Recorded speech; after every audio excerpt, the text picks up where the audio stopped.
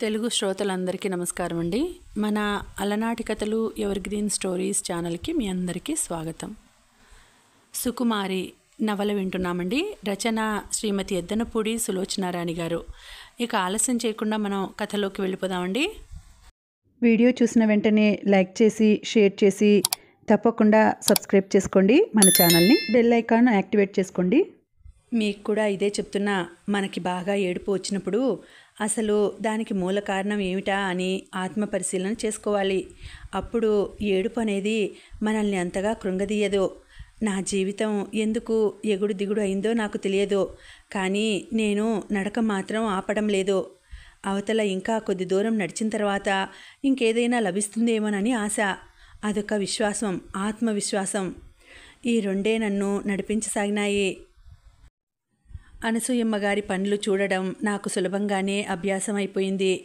ఆమె నాకు అంత ప్రాధాన్యత ఇస్తున్నందుకు మిగతా వారికి కాస్త కినుకగానే ఉంది. నేను మాత్రం అత్యంత శ్రద్ధతో చాకచక్యంతో ఆమె చెప్పిన పనులు ఆమె ఊహించిన దానికంటే బాగా చేసి ఆమెని మురిపింపజేస్తున్నాను. ఈ అలవాటు నాకు చిన్నప్పటి నుంచి వచ్చిందే. మా బామ్మని కానీ బ్రహ్మిని కానీ నేను కోరుకున్న పనులు వారి చేత చేయించాలంటే నేను వారితో ఎంతో మంచిగా ఉంటాను. వారికి ఇష్టమైన సంభాషణలే చేసి పనులు చేసిపెట్టి మురిపించేసి నా ఇష్టం జరిపించుకునేదాన్ని. మా బామ్మ అప్పుడప్పుడు ఇది గ్రహించి ఓసి రాక్షసి అనేది. నేను ప్రస్తుతం అదే మంత్రం ఇక్కడ పఠిస్తున్నాను. నాకు అనసూయమ్మ గారి దగ్గర ఉండడం క్షేమం అనిపించింది. నేను ఊరికే ఒక ఉద్యోగినిలా ఆవిడ చెప్పే పని చేసి జీతం తీసుకునే విధంగా లేను. ఆవిడకి నేనంటే ప్రాణం కంటే ఎక్కువగా ఉండేలా చూసుకోసాగాను. ఆమె తన పనులు చాలా వరకు నా చేత చేయిస్తున్నారని చెప్పాను కదా. భాగ్యమ్మ గారి లాంటి వాళ్ళకి కంటగింపుగా ఉంది.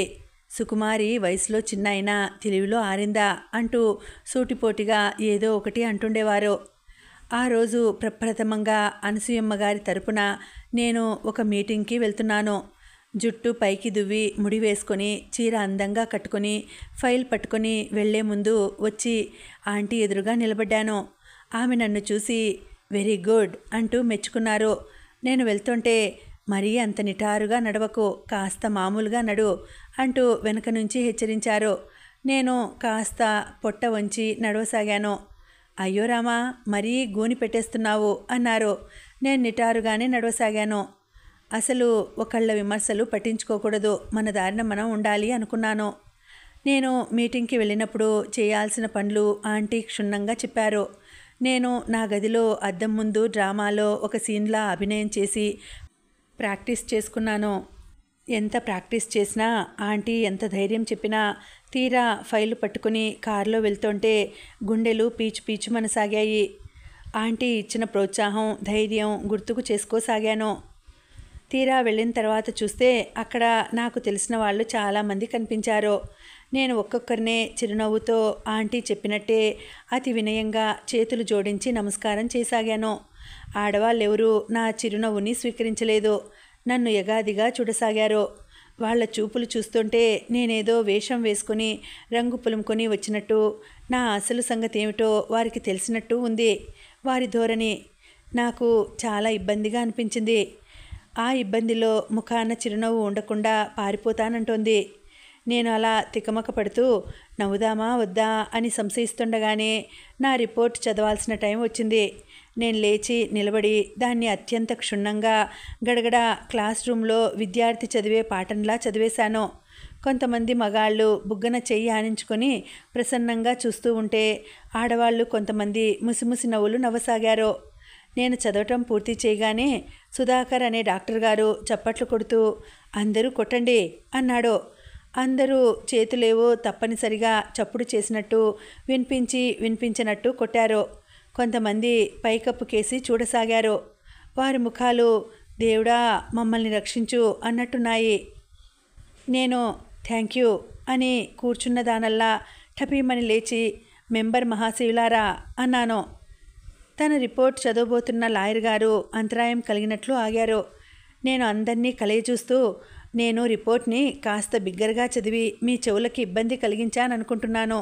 మరోసారి మెల్లగా చదవటానికి ప్రయత్నిస్తాను అని మనవి చేసుకుంటున్నాను అనేసి లేచినంత వేగంగా మళ్ళా కూర్చున్నాను. ఆ కూర్చోవటంలో నా చెయ్యి తగిలి టేబుల్ మీద ఉన్న మంచినీళ్ళ గ్లాసు పడిపోయి నీళ్ళన్నీ చింది నా పక్కన కూర్చున్న మహేశ్వరి అనే ఆమె చీర మీద పడిపోయినాయి. చిచి, ఆవిడ జేబురుమాలతో దులుపుకుంటూ అంది. జేబురుమాలతో దులిపితే నీళ్లు పోతాయా? పాపం చీరంతా తడిసిపోయింది. ఆవిడ ఇబ్బందిగా లేచి వెళ్ళిపోయింది. భాగ్యమ్మగారు నా వైపు కొరకొరా చూస్తూ, ఇలాంటి చోట్లకి రావాలంటే కాస్త అనుభవం రావాలి అంది. ఆ మనిషికి అనుభవం ఎలా వస్తుంది? ప్రాక్టీస్ వల్లనేగా అన్నాడొక ఆయన. ఆయన పేరు నాకు గుర్తులేదు. ఖరీదైన సూట్ వేసుకున్నాడు. బట్టతల నిగనిగలాడుతోంది. నేను ఆయన వైపు కృతజ్ఞతగా చూశాను. ఆయన చిరునవ్వు నవ్వాడు. ఆ నవ్వు నేను నీ జుట్టు సుమా అన్నట్టుగా ఉంది. మీటింగ్ అయిపోయింది. ఆడవాళ్ళు నన్ను వెలివేసినట్టు దూరంగా వెళ్ళిపోయారు. ఆ డాక్టర్ సుధాకర్, ఆ బట్టతల ఆయన, ఆ ఇద్దరే నన్ను రక్షించారు. సుధాకర్ కూల్ డ్రింక్ స్వయంగా తెచ్చి నాకు అందిస్తే ఆ బట్టతల మనిషి కూర్చోవటానికి కుర్చీ లాగాడు. నేను ఈ ప్రత్యేకతకి చాలా ఆనందించాను. ఇంకా ఇద్దరు మగవాళ్ళు నా చుట్టూ చేరారు. వారి మధ్య ఒంటరిగా కూర్చున్నాను. అయినా నాకేం భయం వేయటం లేదు. వాళ్ళెంత మంచివాళ్ళు, నన్ను మెచ్చుకుంటున్నారు. నేను అందంగా ఉన్నానని ప్రశంసిస్తున్నారు. కొద్ది రోజులు ట్రైనింగ్ ఇస్తే ఈ అమ్మాయి బాగా మన సంస్థ విషయాలు చూడటానికి పనికి వస్తుంది అని ఒకరంటే, ఇంకోరు అసలు ఇలాంటి చిన్నవాళ్ళుంటేనే సంస్థ చురుగ్గా నడుస్తుంది అన్నారు. నేనెందుకో దూరంగా ఉన్న ఆడవారి వైపు చూశాను. వాళ్ళల్లో ఇద్దరు ముగ్గురు నన్ను చురచురా చూస్తున్నారు. నేను ఇంటికి వచ్చి ఆంటీకి జరిగిందంతా చెప్పేశాను. ఏం పర్వాలేదు, 1-2 సార్లు వెళ్తే నువ్వు వాళ్ళందరి తలదన్నేలా ప్రవర్తిస్తావు అంటూ నన్ను వెన్ను తట్టారావిడ. నేను కూనిరాగం తీస్తూ బట్టలు మార్చుకోవడానికి నా గదిలోకి వచ్చాను. అక్కడ దృశ్యం చూసి ఆశ్చర్యపోయాను. అక్కడ టేబుల్ మీద అల్లిక బట్ట పరిచి దానిమీద ఒక చిన్న కేక్ పెట్టి ఉంది. నేను ఆశ్చర్యంగా చూస్తుంటే తలుపు పక్కన దాగి ఉన్న సునీత యువతలకి వస్తూ హ్యాపీ బర్త్డే టు యూ అంటూ పాడసాగింది. సునీత ఇంట్లో లేదు. మొన్న నాగార్జున సాగర్ వెళ్ళింది. ఎప్పుడొచ్చావు అన్నాను ఆనందంగా. ఇంత క్రితమే అంటూ ఒక గులాబీ పువ్వు ఇచ్చింది. ఇంతలో బ్రహ్మి కూడా ఇంకో తలుపు పక్క నుంచి వచ్చాడు. హ్యాపీ బర్త్డే అన్నాడు మొహమాటంగా. ఇదేమిటి, ఈరోజు నా పుట్టినరోజా అన్నాను ఆశ్చర్యంగా. పరిగెత్తుకెళ్ళి క్యాలెండర్ చూశాను. అవును, ఈరోజు జూన్ 6వ తేదీ. నీకు ఎన్నేళ్ళు అంటోంది సునీత. నాకు తెలియదు అన్నాను. 19 వస్తాయి అన్నాడు బ్రహ్మి. ఏమిటి, నాకప్పుడే అన్నేళ్ళా? గుండెల మీద చెయ్యి వేసుకొని ఆశ్చర్యపోయాను. నాకేమిటో ముసలమ్మని అయిపోయినట్టుగా అనిపిస్తోంది. ఇన్ని సంవత్సరాలు గడిచిపోయాయి. ఈ ప్రపంచంలో నాకేం తెలియదు. అసలు హైదరాబాద్ అయినా చూడలేదు. నేనన్న తీరుకి సునీత పక్కన నవ్వింది. కొవ్వొత్తులు వెలిగించి నా చేత ఊదించి నా చెయ్యి పట్టుకొని కేక్ కోయించింది. నేను సునీతకి ఇస్తుంటే, కాదు మొదట మాస్టార్కి అంది. పరిగెత్తుకు వెళ్ళి కెమెరా తెచ్చింది. బ్రహ్మి నేనిచ్చినది నాకే తినిపిస్తుంటే సునీత కెమెరా క్లిక్ అనిపించింది. మళ్ళీ దాన్ని తిప్పి దూరంగా వెళ్ళి కిటికీలో పెట్టి పరిగెత్తుకు వచ్చి నా పక్కన నిలబడింది. క్లిక్ మంది. సుకుమారి, మనం భోజనానికి హోటల్కి వెళ్తున్నాం అంది. నిజంగానా అన్నాను. బ్రహ్మి దగ్గరకు వచ్చాడు. Many happy returns of the day అంటూ ఒక ప్యాకెట్ తీసి ఇచ్చాడు. ఏమిటది అన్నాను. క్యాలిక్యులేటర్ అన్నాడు. ఎందుకు పనికి వస్తుంది అన్నాను గబగబా ప్యాకెట్ విప్పి చూస్తూ. నీకు లెక్కలు రావుగా, ఇది చేసి పెడుతుంది. నిజంగానా అన్నాను. బ్రహ్మి టక్ టక్ మని వేల మీదనే లెక్కలు మీటలు నొక్కుతూ చేసి చూపించాడు. నేను ఆనంద ఆశ్చర్యాలతో అద్భుతమైన వస్తువుని చూసినట్టు చూస్తున్నాను. సునీత మళ్ళా మా ఇద్దరికీ ఫోటో క్లిక్ అనిపించింది. బ్రహ్మి నా చేత చేయించాడు. నేను త్వరగా ఆకలింపు చేసుకున్నాను. లెక్కలు రాని నా మొద్దు బిర్రకి అది ఒక అద్భుతమైన తోడులా అనిపించింది. మేము హోటల్కి భోజనానికి వెళ్ళాం. అక్కడ ఆ వాతావరణం, ఆ లైట్స్, ఆ మనుషులు నేను కళ్ళు తిప్పుకోలేనట్టు చూశాను. అబ్బా, ఎంత అద్భుతంగా ఉంది ఇక్కడ. సునీత, నా గొంతు బిగ్గరగా పలికింది. పక్క టేబుల్ దగ్గర వాళ్ళు తిరిగి చూశారు. నేను వెంటనే గొంతు తగ్గించేశాను. బ్రహ్మి మేం తినాల్సినవి ఆర్డర్ ఇచ్చాడు. సునీతని బ్రహ్మిని చూసి ఆర్డర్ రాసుకునే వ్యక్తి విష్ చేశాడు. ఏమిటి, అతనికి మీరు బాగా తెలుసా అన్నాను. మేమిక్కడికి అప్పుడప్పుడు భోజనానికి వస్తుంటాం అంది సునీత. ఏమిటి, వీళ్ళిద్దరూ కలిసి ఇక్కడ ఇలా ఇంత ఆనందంగా భోజనాలా? నా కళ్ళల్లో ఈర్ష్య మెరమెరలాడింది. పుట్టినరోజు నాడు ఈర్ష్యపడకూడదు అన్నాడు బ్రహ్మి. మ్యూజిక్ వింటూ తలూపుతున్న సునీత, ఏమిటి మాస్టారు అంది. ఏం లేదు అన్నాడు. ముగ్గురం భోజనం చేశాం. సునీతని నన్ను ఇంటి దగ్గర దింపి బ్రహ్మి వెళ్ళిపోయాడు. సునీత అలవాటు ప్రకారం మంచం ఎక్కటం ఆలస్యం, ముసుగు తన్నేసింది. నాకు నిద్ర పట్టడం లేదు. ఒక అద్భుతమైన ప్రపంచంలో తిరుగాడి వచ్చినట్లుగా ఉంది నాకు. టేబుల్ దగ్గరికి వచ్చాను. అక్కడ ఒక ఉత్తరం కనిపించింది. అది నాదే. తీసుకొని చూశాను. అందులో కుంకుమ, అక్షింతలు ఉన్నాయి. సుఖీకి ఆశీస్సులతో అమ్మ అని ఉంది. అమ్మకి చదువు ఎక్కువ రాదు. ఆ వంకర టింకర అక్షరాలు చూస్తే తనే కష్టపడి స్వయంగా వ్రాసినట్లుగా ఉంది. బొట్టు పెట్టుకొని అక్షింతలు వేసుకున్నాను. నాకు ఏడుపు వచ్చేసింది. ఈ అద్భుత ప్రపంచం చూసిన తర్వాత వచ్చి అమ్మ ఒడిలో తలదాచుకుని అదంతా చెబితే ఎంత బాగుండేది. ఒక పక్క ఆనందం, మరో పక్క దుఃఖం. అనసూయమ్మ గారు వృద్ధుల వసతి గృహానికి 20,000 విరాళం ప్రకటించి 3 నెలలైందట. ఇంతవరకు ఇవ్వలేదు. వాళ్ళు ఉత్తరాల మీద ఉత్తరాలు రాస్తున్నారు. మనుష్యులు స్వయంగా వచ్చి తిరిగి వెళ్తున్నారు. ఈరోజు కూడా వచ్చి వెళ్ళారు. ఆంటీకి ఒంట్లో బాగాలేదని చెప్పి పంపించాను. అవును, ఇంతవరకు ఇచ్చిన మాట ఎప్పుడూ తప్పలేదు. మన బ్యాంకులో ఎంత ఉంది అని అడిగారావిడ. నేను చూసి 3,200 అని చెప్పాను. ఆవిడ ముఖం చాలా అశాంతిగా అయింది. ఇవ్వవలసిన వాళ్ళు చాలామంది ఉన్నారు. కానీ ఇదిగో ఇస్తాం, అదిగో ఇస్తామంటూ కాలం గడుపుతున్నారు తప్ప ఇవ్వటం లేదు. భాగ్యమ్మ గారు వాళ్ళు మనకి చాలా డబ్బు ఇవ్వాలి కదండి, అది ఇవ్వమని అడిగేస్తే సరి అన్నాను. వద్దు వద్దు, ఆమెను అడగవద్దు అన్నారు ఆంటీ గాబరాగా. అదేమిటి అన్నాను. తెల్లవారి లేస్తే ఏదో ఒక పని మీద కలిసి మాట్లాడుకునేవాళ్ళం. డబ్బు అప్పు తీసుకున్న వాళ్ళకి తిరిగి ఇవ్వాలని తెలియదా ఏమిటి? తెలిసే ఉంటుంది. వాళ్ళు వీలు పడగానే ఇచ్చేస్తారులే. డబ్బు ఎగ్గొట్టేవాళ్ళు కాదు. నేను గట్టిగా ఊపిరి పీల్చి ఆవేశం వదిలేశాను. రిజిస్టర్ తెచ్చి ఆవిడ తనకి చాలా దగ్గర అనుకుంటున్న దాదాపు 9 మంది ఎవరెవరు ఎంత డబ్బు ఎప్పుడు తీసుకున్నారో లెక్క చూసి చెప్పాను. నాకు గుర్తుంది సుకుమారి, నాకు అన్నీ నోట్ లెక్కలే అన్నారు.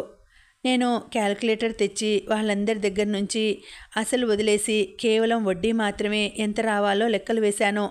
కళ్ళు పెద్దవి చేస్తూ, బాప్రే, 64,832 రూపాయలు అన్నాను. ఇంత డబ్బు రావాలా అన్నారామే. ఇంత డబ్బు రావాల్సింది అట్టే పెట్టి మీరు ఇబ్బంది అనుకోవటం నాకు బాగాలేదు. అసలు వాళ్ళకి వీలున్నప్పుడు ఇస్తారు. కనీసం వడ్డీలో కొంతైనా ఇవ్వమని అడుగుదాం. వద్దులే, బాగుండదు అన్నారావిడ మొహమాటంగా. ఆవిడ పనులు చక్కబెట్టడంలో, ట్రస్ట్లు ఏర్పరచడంలో, అందరికీ సాయం చేయటంలో ఎంత సమర్థురాలో, కొన్ని విషయాల్లో అంత మొహమాటస్తురాలు. స్నేహం అంటే ప్రాణం ఇస్తారు, దాని తర్వాతనే డబ్బు వ్యవహారాలు అంటారు. ఆమెతో స్నేహం కోసం చేయి చాచే ఈ మనస్తత్వాన్ని వీళ్ళందరూ బాగా ఉపయోగించుకుంటున్నారని నాకు అనిపించింది. భాగ్యమ్మ గారిని చూస్తే ఆవిడ ఇక్కడ అప్పు 1 రూపాయి తీర్చలేదు కానీ 10 లక్షలు విలువ చేసే 2 అంతస్తుల మేడ కట్టింది. అలాగే కరుణాకరం మారుతి కారు కొన్నాడు. ఊరి చివర పొలం కొన్నాడు. ఆస్తులు పెంచుకుంటున్నారు. డబ్బు తమ అవసరాలకి వాడుకుంటున్నారు. ఈమె అప్పు మాత్రం తీర్చడం లేదు. అప్పుడప్పుడు వచ్చి చాలా తీయగా కబుర్లు మాత్రం చెబుతుంటారు. ఇది చూసి నాకు నిజంగా ఒళ్ళు మండిపోయింది. అది తీర్చలేక కాదు, ఏమిటి తీర్చేది అనో, లేక తీర్చవచ్చులే తొందరేమిటి అనే నిర్లక్ష్యమో. జెర్సీ ఆవుని కొనుక్కున్న సుబ్బమ్మ లాంటి వాళ్ళు రెగ్యులర్గా వచ్చి తెచ్చి తీరుస్తున్నారు. వంట సామాను కొనుక్కోవడానికి అప్పు తీసుకున్న పుల్లయ్య ఎంత శ్రద్ధగా కడుతున్నాడో. వారికి దరిద్రం, ఇబ్బందులు అయినా ఒక బాధ్యతగా ఇచ్చేస్తున్నారు. వీరికి డబ్బు ఉండి కూడా ఇవ్వకపోవడానికి కారణం నిర్లక్ష్యం కాకపోతే ఏమిటి?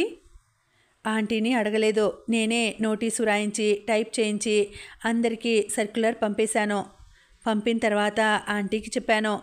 ఆవిడ కంగారుగా బాధగా చూస్తూ, అరెరే, అంత పని ఎందుకు చేశావు? బాగుండదు సుకుమారి, స్నేహాలు చెడిపోతాయి అని చెప్పానా అన్నారు. మీరేగా ఆంటీ డబ్బు దగ్గర, భోజనం దగ్గర మనిషికి మొహమాటం ఉండకూడదని అన్నారు అనేశాను. అన్నాన్లే, ఇంకెప్పుడు ఇలా చెయ్యకు, నాకు నిద్ర వస్తోందిలే, వెళ్ళు అన్నారు. నాకు తెలుసు, ఏదైనా తర్కం వచ్చినప్పుడు సమాధానం చెప్పలేకపోతే నాకు నిద్ర వస్తోంది వెళ్ళు అంటారామే. నా సర్క్యులర్ బాగానే పనిచేసింది. కొద్దిమంది పంపేశారు, కొంతమంది వడ్డీ పంపారు, కొంతమంది అస్సలు సమాధానం రాయలేదు. లాయర్ గారు, భాగ్యమ్మ గారు, కరుణాకరం మండిపడిపోయారు. ఏమనుకుంటోంది ఈ అమ్మాయి అంటూ గర్జించారు. ఏదో తెలియక చేసిందిలేండి అన్నారు ఆంటీ. పేనుకు పెత్తనం ఇచ్చారు మీరు, అది వచ్చి మమ్మల్ని కుడుతోంది. ఎవరిని ఎంతలో పెట్టాలో అంతలో ఉంచండి. మీకిష్టమైతే మీ నెత్తిన ఎక్కించుకోండి, మా నెత్తిన మాత్రం ఎక్కించకండి. కళ్ళు నెత్తికెక్కినట్టున్నాయి, ఒళ్ళు దగ్గర పెట్టుకోమనండి అంటూ రంకెలు వేశారు. వారి అరుపులకి నాకేం భయం కలగలేదు. ఆడిటర్ గారు మాత్రం మంచి పని చేశావమ్మా అంటూ నన్ను అభినందించారు.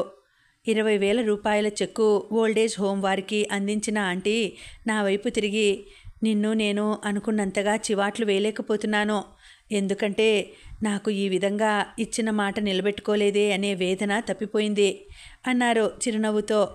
ఆ చిరునవ్వు నాకు కొండంత ధైర్యం ఇచ్చింది.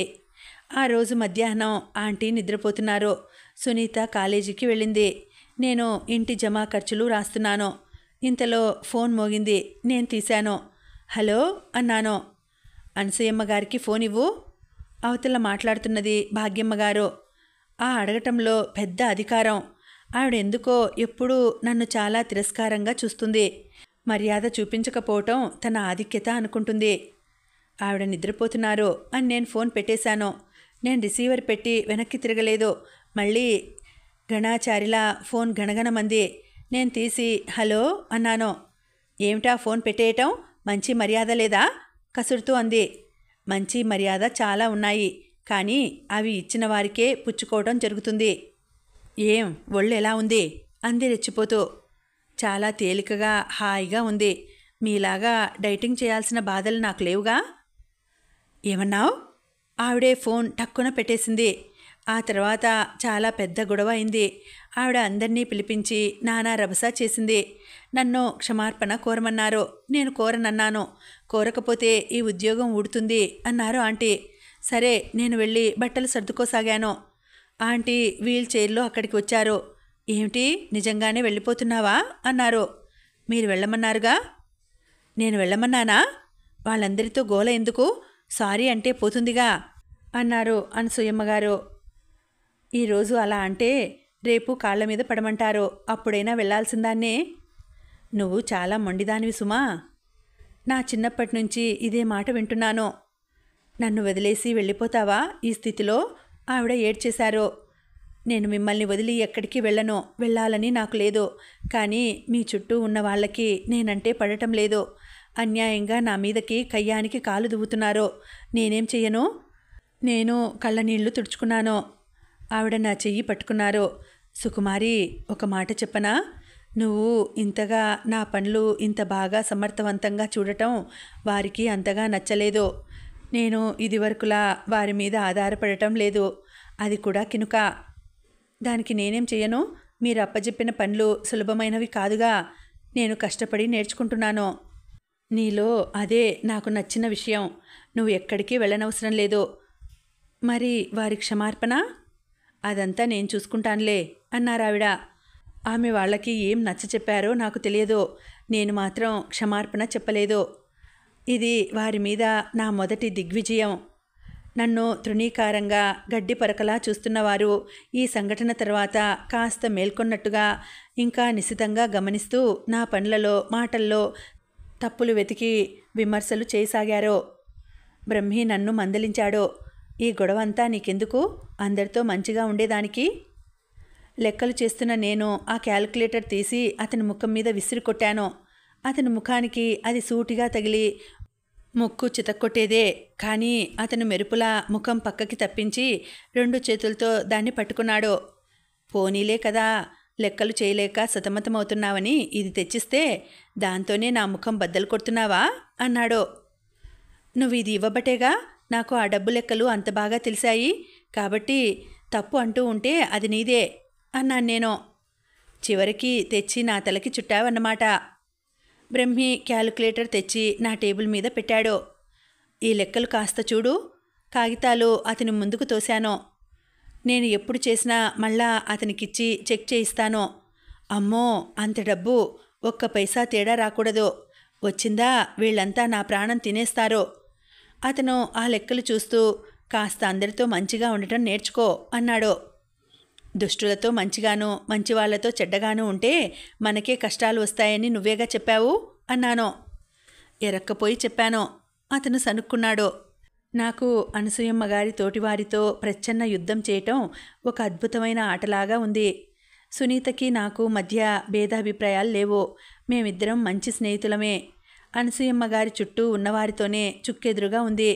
నన్ను ఎలాగైనా ఆంటీ దగ్గర నుంచి ఊడబీకించాలని వాళ్ళు, ఏమైనా సరే వెళ్ళను అని నేను ఎత్తులకి పై ఎత్తులు వేస్తున్నాం. ఈ వ్యూహంలో డాక్టర్ సుధాకర్ నా వైపే ఉన్నాడు. మెల్లగా లాయర్ గారు కూడా కలిశారు.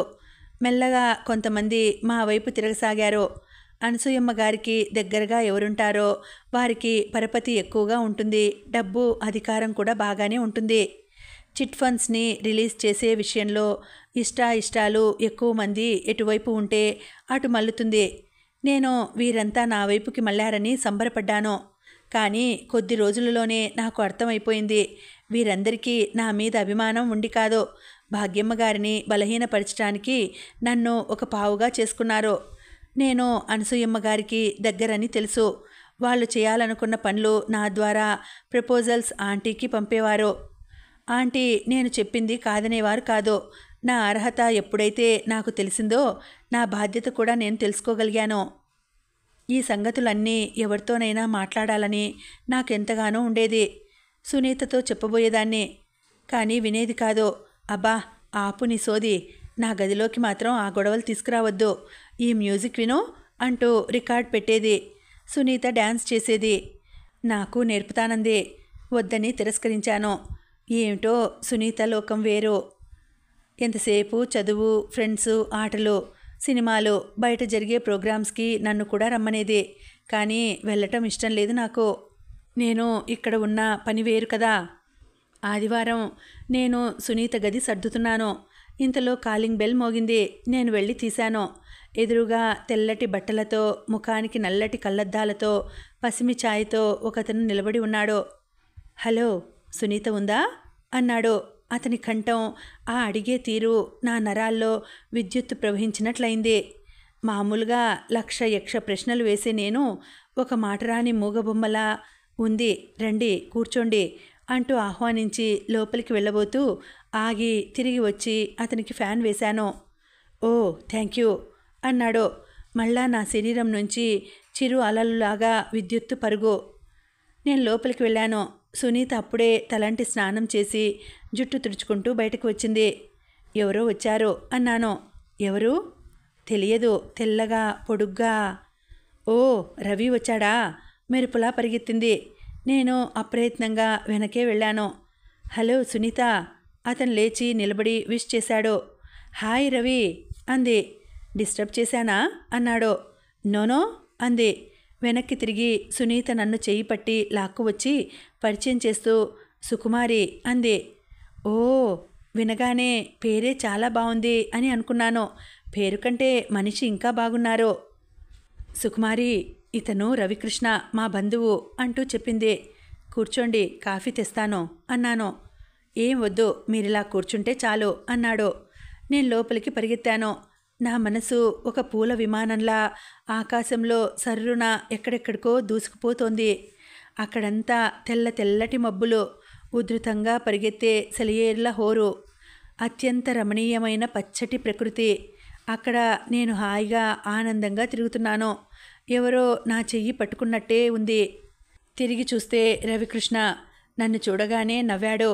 ఓహ్, ఏం చిరునవ్వు! ప్రేమపూరితమైన జలపాతం అది. నేను అందులో తడిసిపోతున్నాను, కొట్టుకుపోతున్నాను. ఏమిటి, లోపలికి వచ్చిన దానివి మళ్ళా బయటికి రాలేదు అంది సునీత.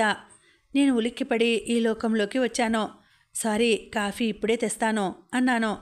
ఎవరికి కాఫీ? అదే రవికృష్ణకు. నా గొంతు కమ్మటి కలలో నుంచి పలుకుతున్నట్లు అస్పష్టంగా ఉంది.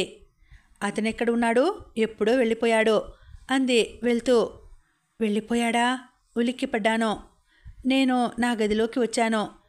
ఆ ఫైల్సు, ఆ అకౌంట్ పుస్తకాలు చాలా పేలవంగా, ఒక్క మాటలో చెప్పాలంటే ఏమాత్రం ఉత్సాహం ఇవ్వని జడ పదార్థంలా ఉన్నాయి. ఇంతలో పక్క గదిలో నుంచి టేప్ వినిపించసాగింది. కొత్త టేప్ అది. నేను సునీత గదిలోకి వెళ్ళాను. సునీత వింటూ డ్యాన్స్ చేస్తోంది. నేను వెళ్ళి అక్కడే నిలబడ్డాను. బాగుందా? రవి ఇచ్చాడు అంది డ్యాన్స్ చేస్తూనే. చాలా బాగుంది అన్నాను. మళ్ళా కళ్ళ ముందు పూల విమానం, పచ్చటి ప్రకృతి, ఇంద్రధనస్సు కనిపిస్తున్నాయి. ఇంతలో ఫోన్ మోగింది. సునీత తీసింది. హాయ్ రవి, ఇప్పుడేగా వెళ్ళావు అంది. అలాగా అని కిలకిలా నవ్వేసింది. బాయ్ అంటూ ఫోన్ పెట్టేసింది. నా వైపు చూస్తూ డ్యాన్స్ చేస్తూనే ఫోన్ కనిపించిందట, నన్ను పలకరించే బుద్ధి వేసిందట అంది. నేను అలాగే గోడకి ఆనుకొని మ్యూజిక్ వింటూ సునీత చేస్తున్న డ్యాన్స్ చూస్తున్నాను. ఈ ప్రపంచంలో అకౌంట్స్ పుస్తకాలు, పొట్లాటలే కాదు, మ్యూజిక్, డ్యాన్స్, పచ్చటి ప్రకృతి, జలపాతాలు, ఇంద్రధనస్సులు, రాత్రివేళ డిమ్ లైట్స్, అతి మంద్ర స్థాయిలో సంభాషణలు, ఫోన్లలో పలకరింపులు ఉన్నాయి. నాకు ఈ ప్రపంచం కొత్తగా తెలిసినట్లయింది. ఇంతవరకు చాలా నిస్సారమైన జీవితం గడుపుతూ ఒక్కసారి అత్యంత రమణీయమైన ప్రపంచంలోకి నేను వచ్చి పడినట్లుగా ఉన్నాను.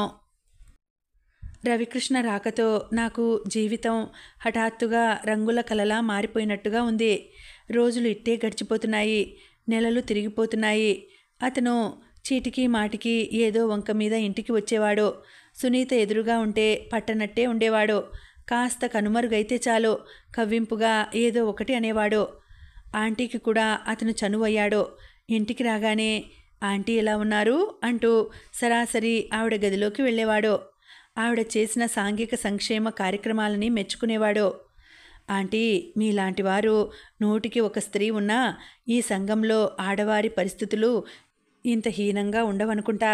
మీ మనోబలానికి నా శాల్యూట్ అంటూ ప్రశంసించేవాడు. ఒకరోజు అతను ఇంటికి వచ్చాడు.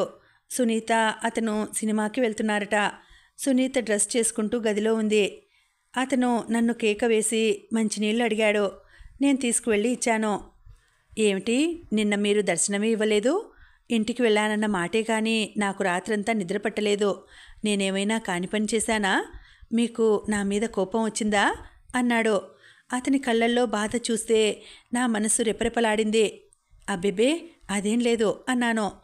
అతను హఠాత్తుగా నా చెయ్యి అందుకొని తన తల మీద పెట్టుకొని నా మీద ఒట్టు వేసి చెప్పండి అన్నాడు.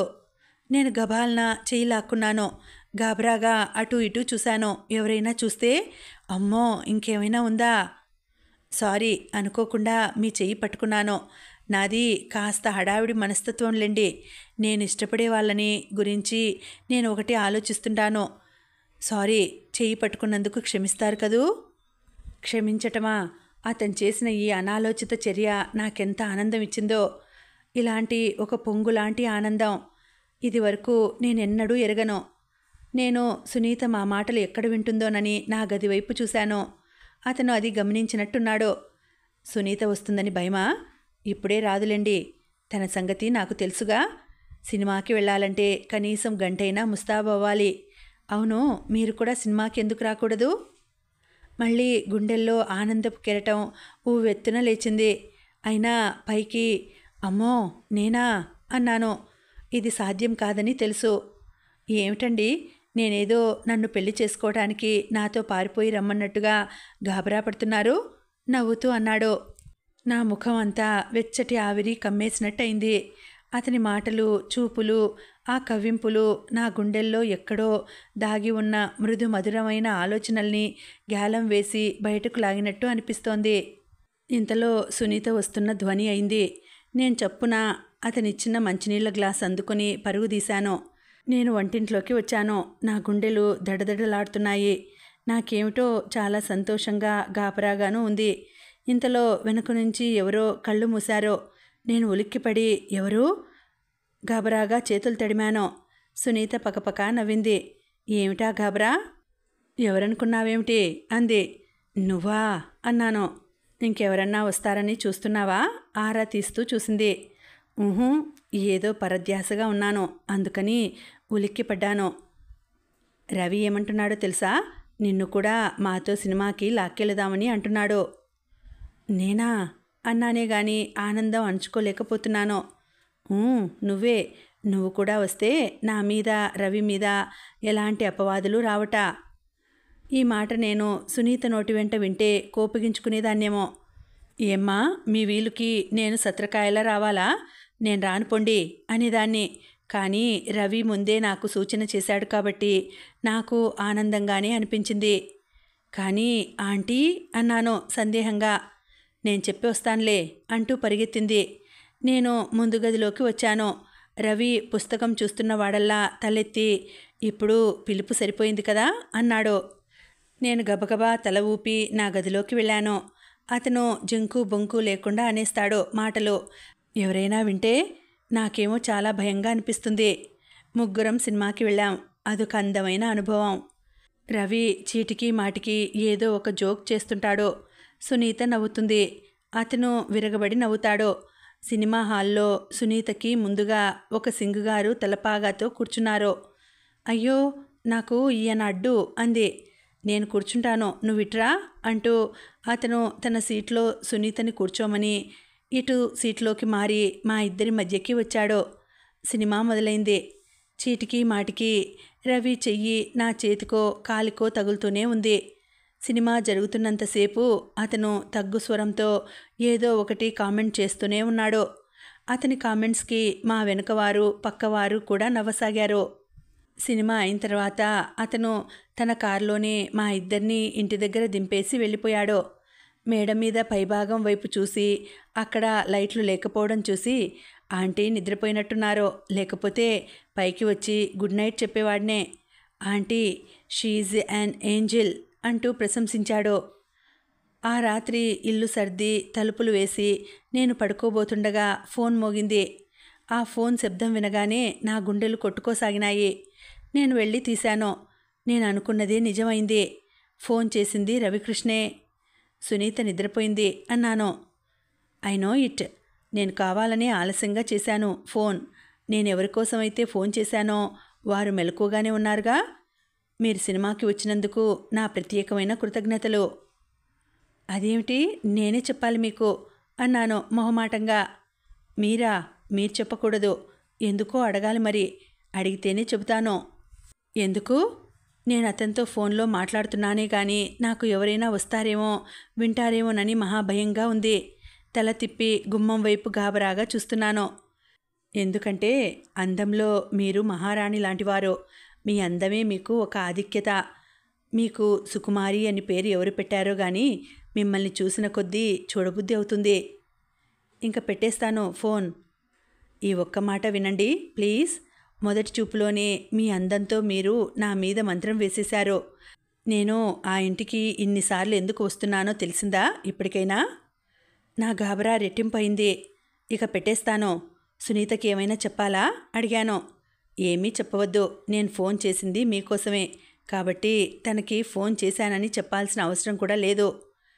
మీకు తెలియదేమో, ఏ ఆడపిల్లైనా తనకంటే తన పక్క ఆడపిల్లని ఎవరైనా చూస్తే భరించలేదు. అందుకే నేను సునీత ఉన్నప్పుడు మీతో ఎక్కువ మాట్లాడడం లేదు. నన్ను అర్థం చేసుకుంటారు కదూ. ఉంటాను, గుడ్ నైట్ అని ఫోన్ పెట్టేశాడు. నేను చాలాసేపు ఫోన్ దగ్గరే నిలబడిపోయాను. అతని మాట దగ్గరితనం నా మనసుని చక్కలిగింతలు పెడుతోంది. అతనికి నేనంటే ఇష్టం అని నాకు తెలిసింది.